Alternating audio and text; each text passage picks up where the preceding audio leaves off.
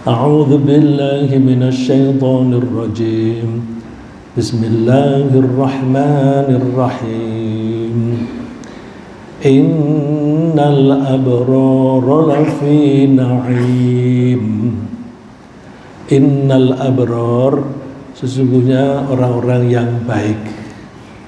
Al-abrar jamak dari al-barru atau dipendekkan menjadi al-barru, yang artinya orang-orang yang baik, dari kata birrun, seperti dalam birrul walidain.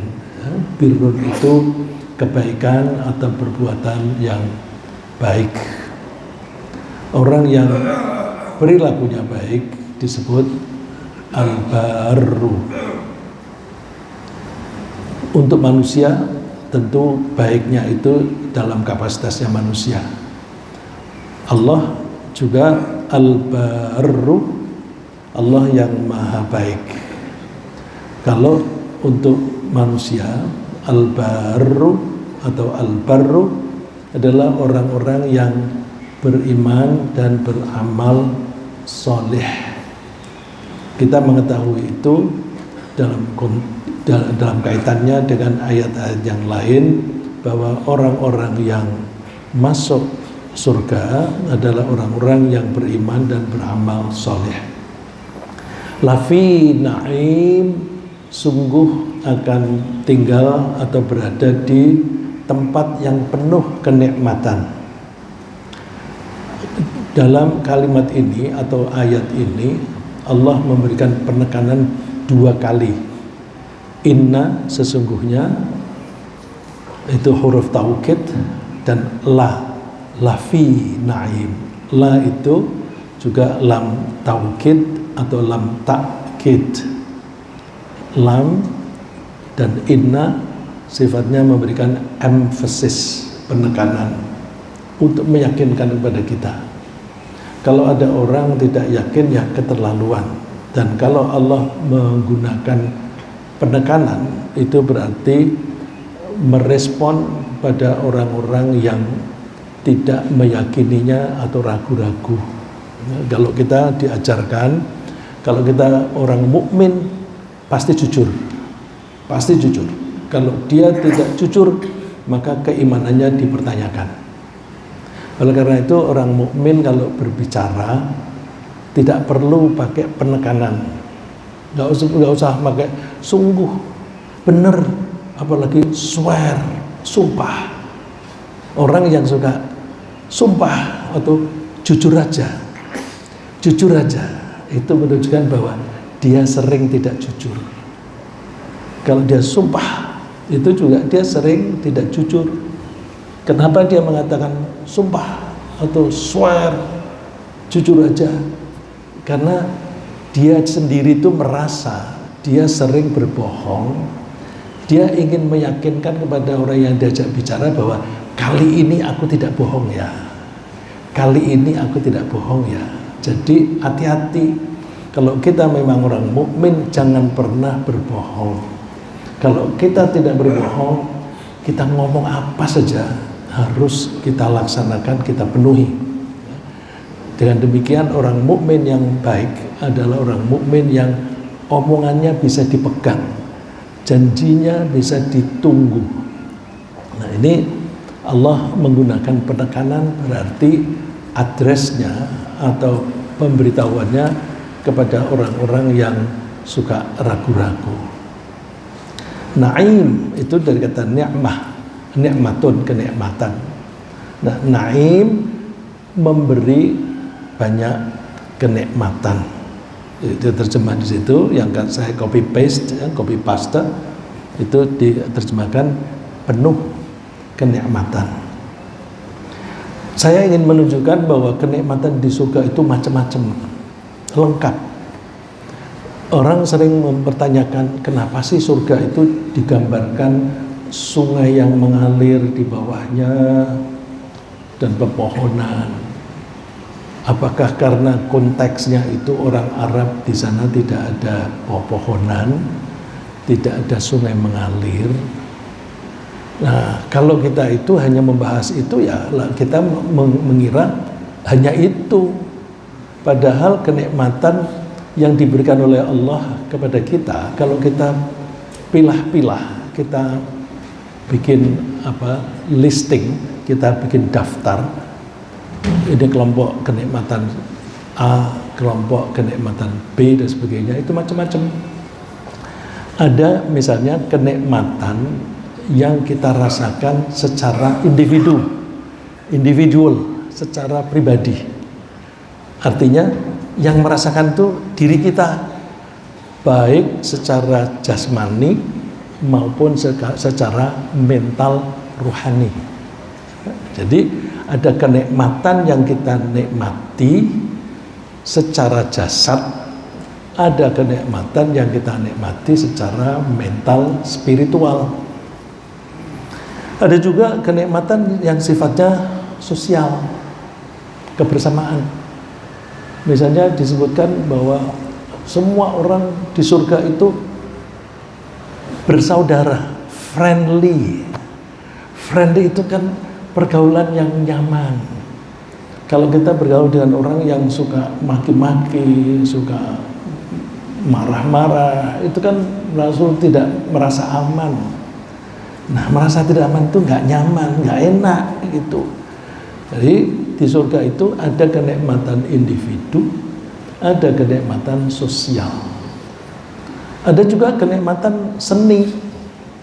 Seni, kita mendengar suara-suara yang menyenangkan, kita melihat pemandangan indah, ya termasuk pepohonan yang rindang. Kemudian ada juga kenikmatan yang sifatnya itu makanan, konsumsi. Ada konsumsi minuman saja bermacam-macam, tidak hanya air saja. Kita mau minum air jahe, ada zanjabil. Kita mau minum madu, ada susu, ada. Nah, dan semuanya itu murni. Murninya itu memang dibuat oleh Allah langsung seperti itu, sehingga minuman-minuman itu mengalir di sungai. Kok di sungai sih? Apa enggak menjijikkan? Oh, di sana semua bersih, nggak ada pabrik yang membuang residunya ke kali, nggak ada. Itu bisa langsung diminum. Itu pun cangkir-cangkirnya itu tersedia di pinggir kali. Jadi kita tinggal mengambil cangkir itu terus minum. Dan semua minuman yang di sana sekali kita minum tidak akan haus. Lah, kalau tidak haus apa enak? Itu istimewanya. Kita kalau di dunia ini kalau tidak haus nggak kepengen minum. Apalagi kalau sudah penuh, kita minum malah bisa muntah. Ya. Contohnya misalnya air kelapa itu enak itu. Kalau kita habis bersepeda atau trekking begitu, terus kita banyak mengeluarkan keringat, panas, ada air kelapa, wah itu bagus sekali, karena ada tonik yang mengganti tonik yang keluar dari tubuh kita. Tapi coba kalau sudah cukup, badan kita itu membaca cukup, kita teruskan muntah. Di sana nggak ada muntah. Nah, saya akan menunjukkan kenikmatan yang sifatnya individu saja, karena individu saja banyak, sedangkan waktu yang kita yang tersedia itu tidak cukup kalau saya membahas semuanya itu. Ya, saya mohon izin hanya menyampaikan yang kenikmatan yang sifatnya individu, baik jasmani maupun mental rohani. Misalnya, Rasulullah mengatakan bahwa setiap orang di surga itu diberi kekuatan 100 kali lipat dari kekuatan kita di dunia. Kekuatan kita di dunia ini ukurannya apa? Ukuran orang yang sehat, yang betul-betul fit. Bukan ukurannya orang-orang tua seperti saya ini, berjalan jauh sedikit sudah sakit udah linu lututnya, bukan itu, tapi yang memang betul-betul sehat dan mekanisme metabolis tubuhnya itu masih bagus, itu 100 kali lipat. Coba kita baca hadisnya. Rasulullah SAW dikutip oleh Zaid bin Arqam bersabda, innar rajula min ahlil jannati la yu'ta quwwatan mi'ati rajulin. Sesungguhnya seseorang di antara penghuni surga diberi kekuatan 100 orang. Kekuatan dalam apa? Dalam segala hal. Fil akli, dalam makan. Di sini kita makan 1 porsi udah kenyang. Di sana kita mau makan 10 porsi boleh, masih bisa, masih sanggup. Karena kekuatan kita tuh 100. Kalau sekarang kita makan 1 porsi bisa 100 porsi kan? Fil wasyarabi, dan juga dalam minum. Dan satu lagi, ini yang Pak Dadang suka, wal jima'i, dan berhubungan suami istri itu 100 kali Pak. Maka kalau hanya punya 1 istri terlalu berlebih kekuatannya, mubazir. Jadi memang harus banyak istri karena kekuatannya 100 kali. Terus apakah tanpa nafsu? Ada.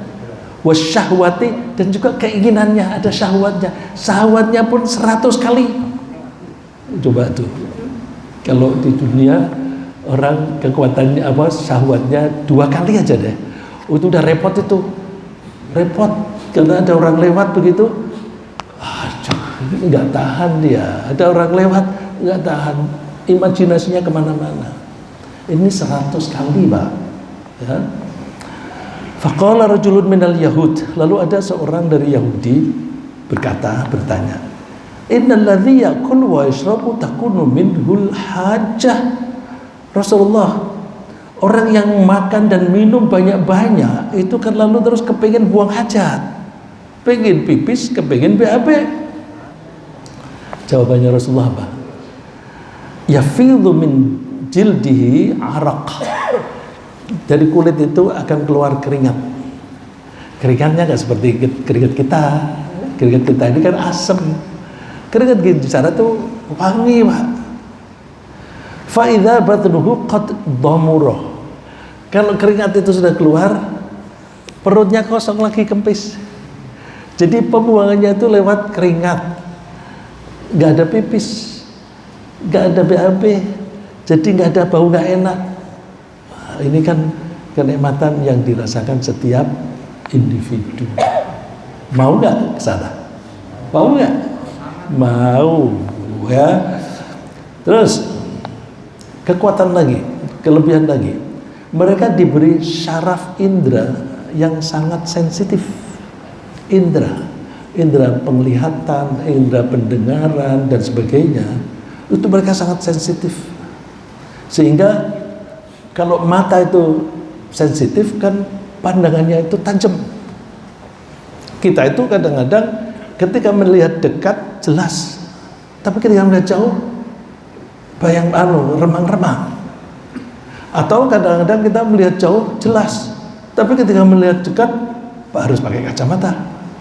Di sana melihat dekat ya jelas, melihat jauh juga jelas. Jadi kalau Pak Dadang melihat wanita cantik itu dideketi ya cantik, dari jauh juga cantik. Kan ada orang yang ketika dari jauh cantik sekali, itu kan, tapi begitu dekat tidak, misalnya. Mohon maaf, ini kan biar Pak Dadang senang.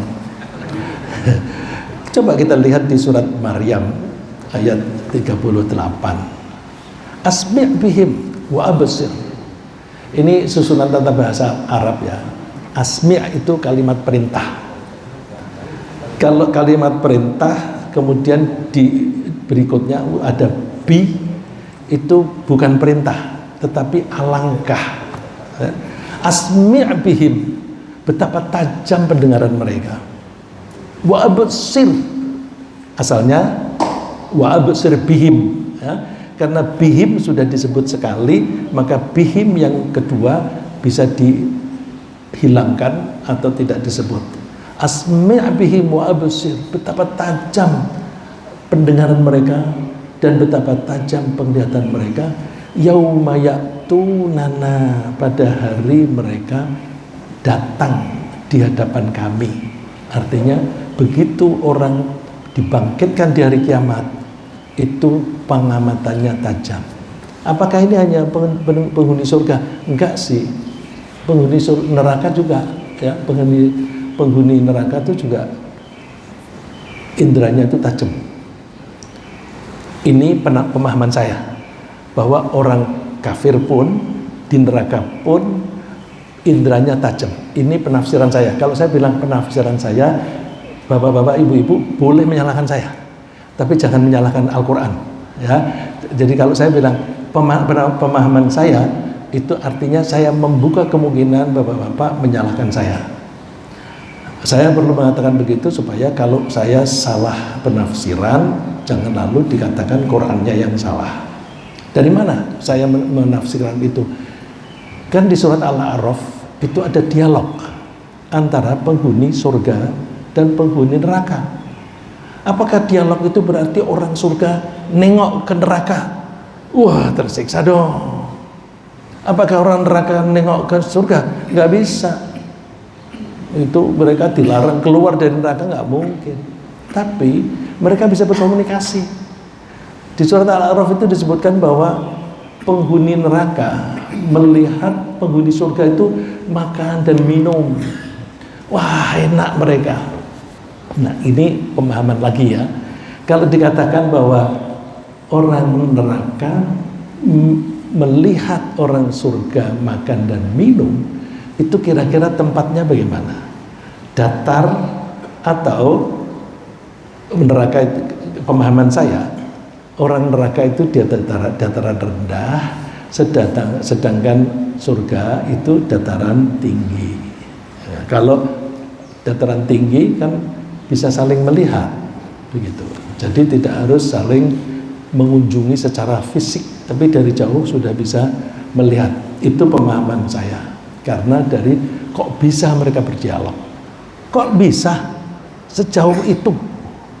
Kan digambarkan di dalam Al-Quran bahwa orang yang di surga itu tidak mendengar desisnya api di neraka. Berarti kan jauh sekali. Jauh kok bisa komunikasi. Nah, jadi ini menunjukkan bahwa pendengaran mereka tajam, penglihatan mereka tajam. Lalu orang neraka bilang, "Hai penghuni surga, kasih dong kami minumanmu dan makananmu." Mereka menjawab, "Innallaha harramahuma." Allah mengharamkan baik makanan maupun minuman untuk penghuni neraka. Nah, satu lagi bahwa orang di neraka pun mempunyai kekuatan yang lebih. Contohnya apa? Ketika mereka itu terbakar badannya, kan hangus. Kalau di dunia hangus itu terus tidak mempunyai rasa, karena syaraf-syarafnya ikut hangus. Karena syaraf hangus, jadi dibakar lagi ya nggak terasa, dicubit juga nggak terasa. Nah, oleh Allah cepat sekali dikembalikan sel-selnya, karena badan kita ini kan terdiri dari sel-sel. Daging itu, otot itu sel-sel, kulit juga sel-sel bergabung menjadi kulit. Nah, pergantian sel yang aus diganti dengan yang baru itu cepat sekali. Sehingga digambarkan di Al-Quran, ketika mereka itu hangus badannya, oleh Allah cepat dikembalikan kulitnya. Kalau kulitnya dikembalikan berarti dagingnya juga kembali, supaya bisa merasakan lagi api yang di sana. Nah, itu menunjukkan bahwa pergantian sel di sana cepat. Kalau di dunia ini, kenapa sih kulitnya anak-anak seperti Fatir ini kok halus? Tapi bandingkan kulit saya ini kasar dan keriput, karena pergantian selnya itu lamban, lebih lambat dibanding dengan hausnya. Haus cepat tapi pergantiannya lamban. Tapi kalau anak pergantiannya cepat sehingga halus. Itu tadi di neraka. Di neraka kalau angus cepat diganti. Kalau di surga tidak akan pernah tua. Jadi kalau Rasulullah mengatakan nggak ada orang tua, itu kita bisa memahami rasionalisasinya, logikanya kita bisa memahami. Ya karena pergantian selnya cepat gitu. Nah, lagi kenikmatan yang sifatnya individu. Allah berfirman di surat Fatir, alladzi ahallana daral muqamati min fadlih. Ini orang-orang yang di surga bersyukur kepada Allah karena Allah telah mengizinkan mereka tinggal di tempat yang abadi. Darul muqamati fi min fadlih, karena karunia Allah, Allah menempatkan mereka di surga. Terus mereka menguraikan tentang diri mereka sendiri, la yamassuna fiha nasabu wa la yamassuna fiha lughub. Mereka tidak pernah merasa lelah, tidak pernah merasa lesu. Kita membayangkan satu orang kaplingnya itu seluas mata memandang. Di sini kita selalu berjalan dari Lodan ke pasar saja, mungkin tidak semua kuat. Bagaimana kita diberi tanah, diberi kapling seluas itu? Untuk apa? Kita kan tinggalannya di satu tempat aja, satu plot begitu. Kita nggak pernah bisa nengok, enggak. Kita itu perjalanan menjadi cepat sekali dan tidak pernah lelah. Jadi di tempat kita yang luas, kapling yang luas itu, kita bisa mengunjungi. Kalau kita misalnya minta, Tuhan, saya biasa menanam kurma di dunia, atau Tuhan saya suka sekali mangga, boleh nggak saya memiliki kebun mangga di kapling saya? Boleh, boleh. Jadi kita yang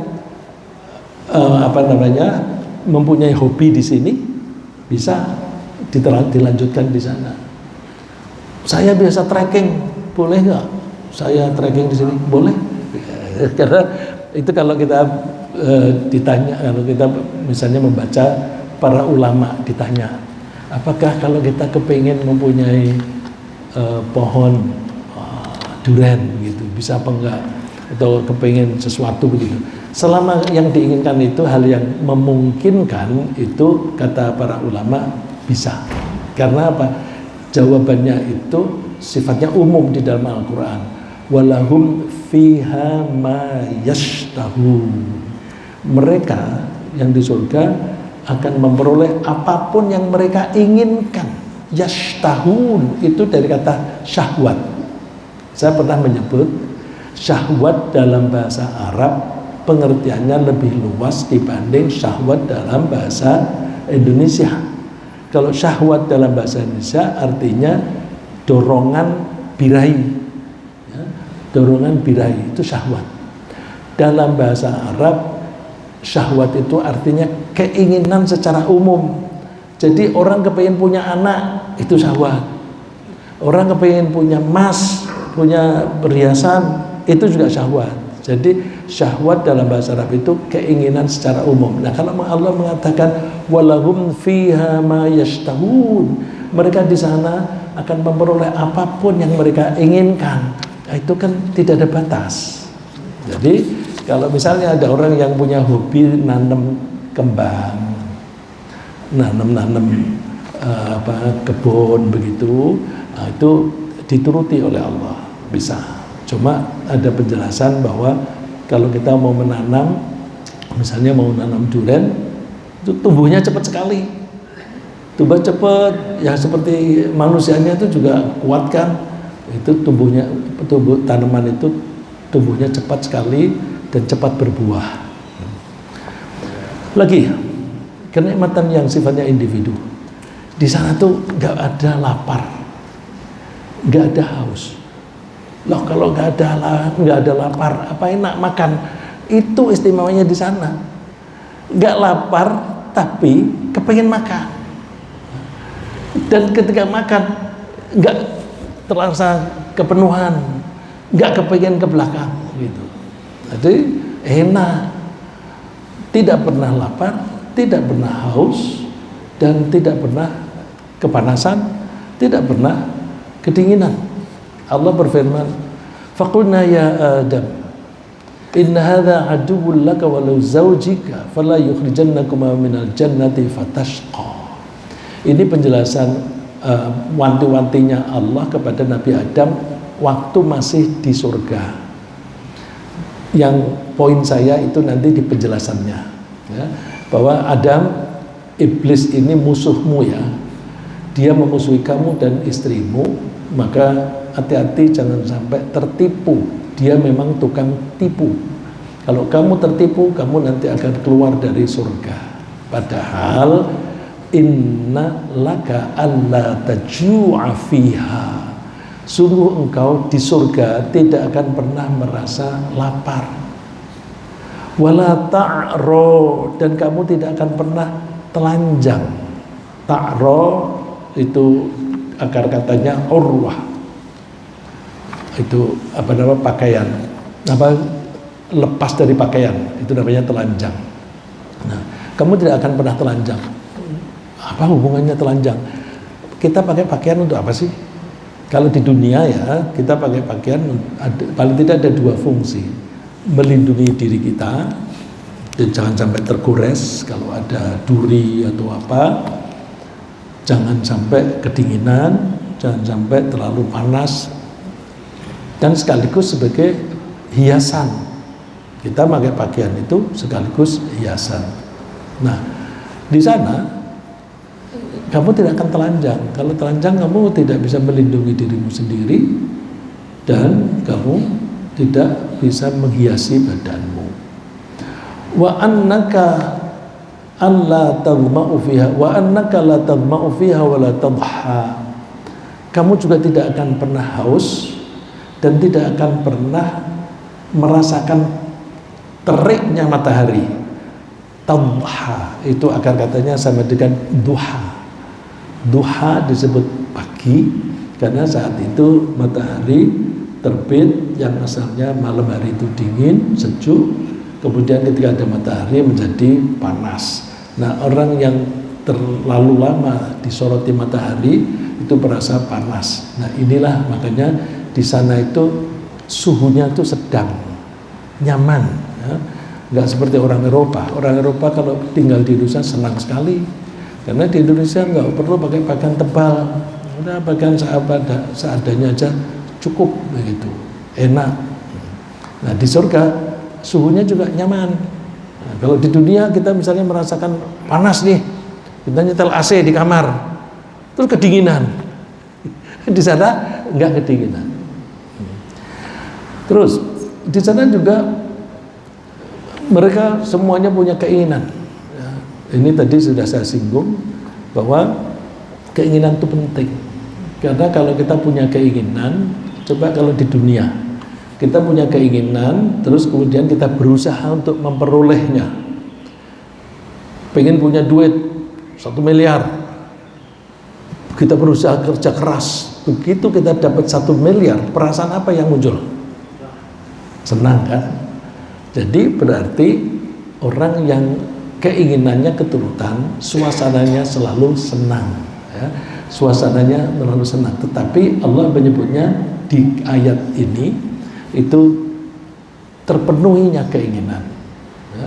Kalau di ayat lain ada apa namanya penjelasan mereka itu senang dan apa namanya perangainya itu bercahaya. Allah berfirman, nahnu awliya'ukum fil hayatid dunya wa fil akhirah. Kami adalah pelindung kalian. Aulia jamak dari wali, itu artinya pelindung. Jadi kalau di surat 5 ayat 21 dulu suka kita mengartikan wali itu pemimpin. Itu enggak pas kalau diartikan pemimpin. Wali itu pelindung.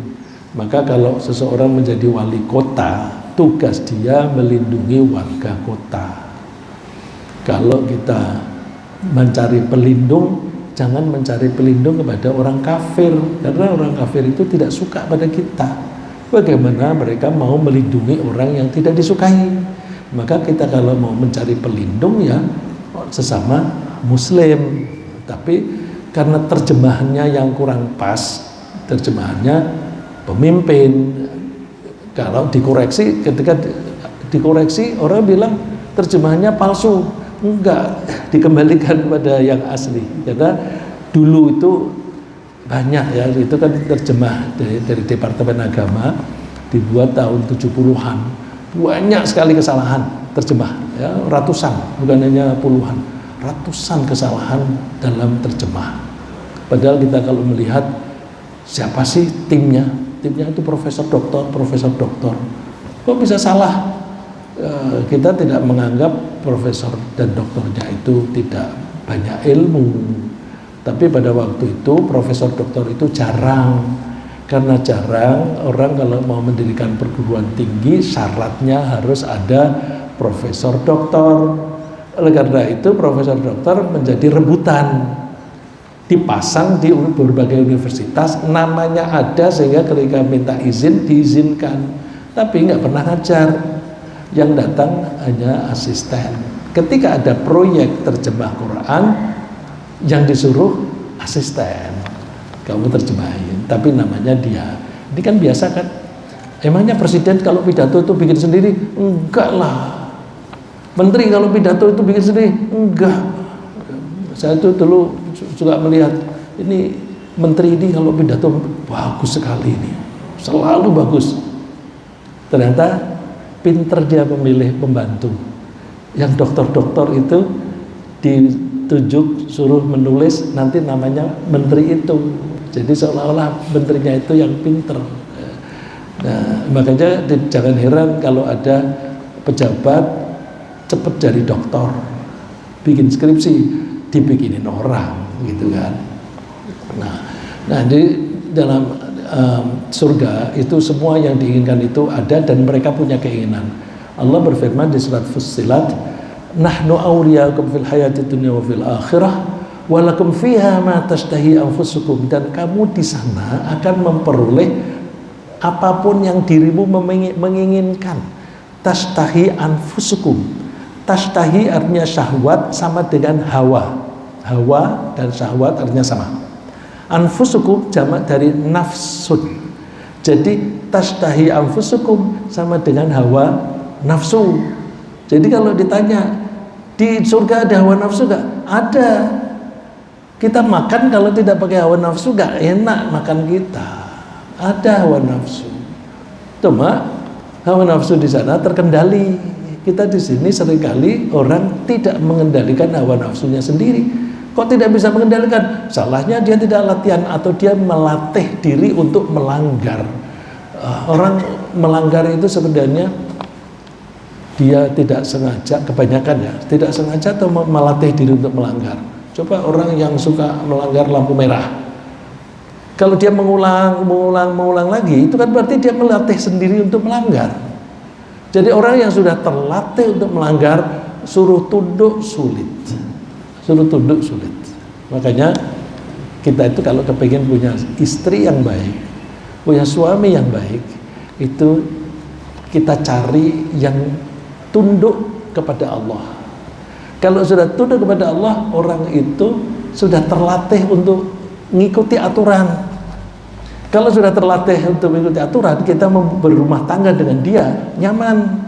Kita bikin peraturan ditaati bersama. Tapi kalau orang yang tidak terbiasa mengikuti aturan, itu namanya apa? Bebas. Jadi orang yang kepengen hidupnya itu bebas, mau gue, rumah tangganya mesti hancur. Jadi enak jadi orang Islam itu. Walakum fiha ma tad'un, dan kamu di sana akan memperoleh apapun yang kamu minta, yang kamu tuntut, ada. Nuzulan min ghafurir rahim, itu pemberian dari Allah yang Maha Pengampun. Terus lagi, mereka tidak akan merasa kepanasan. Tadi tadha juga dilihat dari segi badannya tidak merasa panas. Ayat berikut ini objek atau benda yang menyebabkan panas. Muttaqiina fiha 'alal araiki la yarawna fiha syamsa wala zamharira. Mereka di sana itu bertelakan, jadi santai-santai, mereka tidak melihat matahari. Tuh, kok di surga tidak melihat matahari? Ya, tidak ada matahari, ada, tapi pohonnya itu rimbun, daunnya banyak sehingga sinarnya tidak menembus ke badan kita, sehingga dikatakan tidak melihat matahari, dan juga tidak merasakan kedinginan yang ekstrim. Dingin yang ekstrim kan juga tidak menyenangkan. Satu lagi, sudah hampir jam 6, bahwa mereka itu yang di surga tidak pernah menjadi tua. Tadi sudah saya singgung.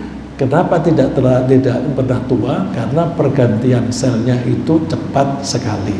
Ini berdasarkan hadis Rasulullah SAW mengatakan, qala yunadi munadin innalakum antasihhu fala tasqamu. Ada malaikat yang memberitahukan kepada penghuni surga.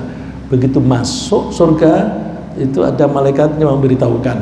Ini biasa seperti misalnya kalau kita menyediakan kamar untuk tamu, ya, kamar untuk tamu, bapak, ibu kalau mau ke toilet ini ada toilet di sini, kalau mau cuci tangan ini ada wastafel, kalau mau handuk ada di sini dan sebagainya. Nah itu di surga juga ada malaikat yang memberikan penjelasan. Innalakum antasihhu fala tasqamu. Kalian itu di surga akan selalu sehat, tidak pernah sakit, abada, selamanya. Enak itu. Tapi di surga, di dunia, kalau orang tidak pernah sakit itu bahaya. Orang tidak pernah sakit itu seperti Fir'aun, lalu sombong. Wala tamutu abada, dan kalian tidak akan pernah mati selamanya. Wa innalakum antashibbu, dan kalian itu akan selalu muda. Tashibbu syabab, itu muda. Fala tahzamu abada, karena kamu selalu muda, kalian tidak pernah. Fala tahromu, mohon maaf, fala tahromu abada, kalian tidak akan pernah tua renta. Wa innalakum antan'amu fala tayasu, kalian itu akan selalu merasakan kenikmatan sehingga kalian tidak perlu merasa sedih, putus asa. Fadzalika qauluhu azza wa jal, dan itulah firman Tuhan yang maha perkasa dan maha untung, maha mulia, maha agung. Wa nudu andilkumul jannatu, lalu dibacalah ayat Quran, wa nudu andilkumul jannatu allati urithumuha, atau wa nudu andilkumul jannah urithumuha bima kuntum ta'malun. Mereka diberitahukan bahwa itulah surga yang kalian diwarisi, mewarisi. Jadi mewarisi itu milik orang lain, kemudian diberikan kepada kita. Itu mewarisi. Siapa pemiliknya? Allah. Allah menciptakan surga, diberikan kepada para penghuninya. Itu berarti mereka mewarisinya.